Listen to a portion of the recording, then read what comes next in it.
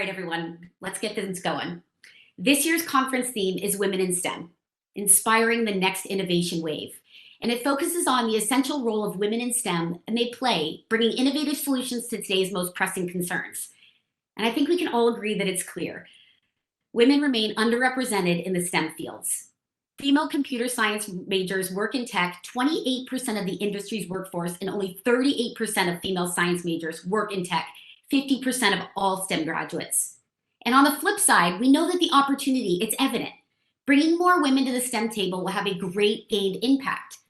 So the question is, what can we do? Collectively, we have to provide the tools, the support, and the inspiration to set them up for success at every stage of their STEM career journey. And the agenda this morning is going to cover the need for action to bring those innovative tech-enabled solutions forward. And then this afternoon, we're going to talk about allyship and mentorship and how it can support women greatly. So first, we're going to kick things off strong. Let's go live to MetLife's modern global technology hub in the Research Triangle in Cary, North Carolina, where Bill Pappas, MetLife's Chief Technology Officer, will talk about the evolution of the TTX program and what we can expect over the next couple of days. Good morning, Bill. The stage is all yours. Good morning, Katie. Thank you. Thank you. Welcome. First of all, so excited to have you, Katie. I'm part of our program today. Good morning, good afternoon, and good evening to those joining us globally, and welcome to MetLife's 4th annual TTX conference. After 2 years of holding this event virtually due to the pandemic, it feels great to have all of you back in person. This is the first year TTX. Thank you. Yes. This is the first year TTX is taking place in front of a live audience, both in a New York headquarters, as well as the Global Technology Hub in the Research Triangle in North Carolina. We have 200 people, at least, that I can see here in the room. And along with all of you, I'm excited to have thousands more join us virtually around the world. We have more than 9,000 participants that they have signed over the last couple of months. We started these events with 350 attendees back in 2019, and we had around 2,500 each of the last couple of years. And now we have more than double that. So thank you. Thank you for believing in the power of women and what we can do from a MetLife perspective. Our theme, as Katie talked about it, for this event is inspiring the next innovation wave. Over the next 2 days, we will discuss both the challenges, but also the opportunities for women in the workplace, with a focus in women in STEM. You will be part of an energizing and thought-provoking discussion, but most importantly, you will be part of a change that is going to begin right here today. Gender parity, it's just not only nice to have, it's a social imperative. And it's specifically important to us from a MetLife or the technologies in the STEM disciplines, such as technologists, data scientists, cybersecurity analysts, actuarials, and risk modelers. These are the roles that will help us shape our future, and without more women involved in doing so, we will never be as successful as we have the potential to be. The path ahead of us, it's not going to be an easy one, but we always like a challenge. 2 years ago, MetLife's own research across the US saw that they need to increase gender parity within the STEM discipline. Last year, research saw that because of the pandemic, we were losing women in STEM at a higher rate than men. And today, our research that we just completed shows that a direct correlation of women in STEM and our ability to make progress on the broader global issues such as health equity and community resilience. So having more women in STEM, it seems as critical for us to be able to resolve those issues. Now, in the technology industry, STEM has made some strides.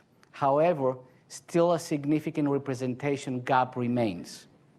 While the proportion of women in STEM that was leaving the workforce decreased year over year, women that on the leadership roles had actually going down over the year by 14%. So how are we going to fix all of that? Over the next couple of days, we're going to discuss how STEM is currently addressing some of those global challenges that I mentioned. I talked about the role mentorship, allyship, and sponsorship plays in pipelining more women into leadership positions, and how to develop, support, and sustain the existing female STEM workforce that we have in our businesses. You will hear some amazing ideas from some of the most well-known technology and business experts, such as Serena Williams, a cultural icon, definitely a tennis giant, but also a venture capitalist. Ellen Powell, the CEO of Project Include and ex-CEO of Reddit. Amy Webb, CEO of Future Today Institute. And Carla Harris, our senior client advisor from Morgan Stanley and our own MetLife board member. I'm often asked why I'm so passionate about diversity, equity, and inclusion, and gender parity. It's very personal to me. I always talk about I experience it, I benefit from it, but I also need to pay it forward. How do I experience it? I was raised by a single mother in Greece, and I saw how hard it was for her to find that equitable place in the workplace. And I also saw how important the mentorship and alliance was for her to be able to provide for her family. I benefit from it. Throughout my career, I have worked for the 3 most powerful women in the financial services. These leaders who play a critical role in my professional development and career growth. And I have a responsibility to pay forward. Half of my team within global technology and operations in MetLife are women. And I'm passionate about creating an environment where everyone has the ability to achieve their career aspirations. And I'm also a father of 4, which I think this is the most important thing of my role. And 2 of them are in STEM and entering the workforce. So I want to be there and just do the right thing for them as well. So that's why I'm so proud to be part of MetLife, a company that is committed to advancing women in STEM. I always say D&I is part of our fabric. Women make up 52% of our workforce. They represent 41% of our managers. Nearly 40% of our board of directors are women. And our corporate-wide D&I council is chaired by our own CEO, Michel Khalaf. And I always tell the story that he has not missed one meeting as soon as he started chairing that 2 years ago. That's what I call accountability. But at MetLife, we're not alone in this mission. We don't believe that an individual company can solve this problem. So that's why we spend a lot of time convening top technology companies such as IBM, Microsoft, Dell, SAS, and Cisco to partner. Companies who are just as passionate about this topic as I am, as MetLife is, and as we all need to be. So I ask everybody to take the time today to listen and learn from our guest over the next couple of days, and making sure that as we leave here, we can turn our learnings into actions and then continue to move the needle in promoting diversity and bringing more women into STEM. Thank you so much for joining us, and enjoy the conference.